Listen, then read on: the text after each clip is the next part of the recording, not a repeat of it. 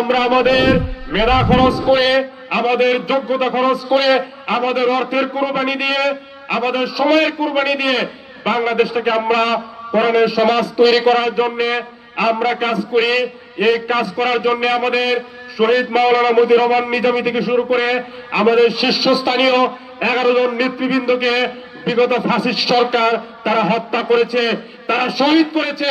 আমরা বলতে চাই, যারা শহীদ করেছেন, আমাদের নেতৃবৃন্দ রক্ত জড়িয়েছেন, প্রত্যেকটা রক্তকণা আগুনের স্ফুলিঙ্গ হয়ে বাংলাদেশের দিন কায়েম করবে ইনশাআল্লাহ।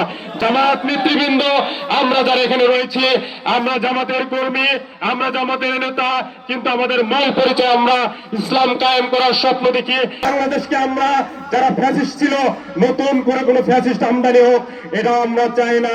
ভারত সহ বাংলাদেশের প্রত্যেকটা জমিন, এখানে আল্লাহর আইন চলবে, আল্লাহর কোরআনের বিধান চলবে, কোরআনের শাসন চলবে। কোন মায়ের পুতের ক্ষমতা নাই বাংলাদেশের জমিন থেকে ইসলামী আন্দোলনের প্রোগ্রামকে সে নিশ্চিহ্ন করতে পারে। কোরআন আছে, কোরআন থাকবে, কিয়ামত পর্যন্ত কোরআন থাকবে। জামাত কোরআনের সংগঠন, এই কোরআনের সংগঠনকে যারা বৃত্তাঙ্গুলি দেখার চেষ্টা করবেন, ইতিহাসের রাস্তা করে আপনারা নিক্ষিপ্ত হবেন।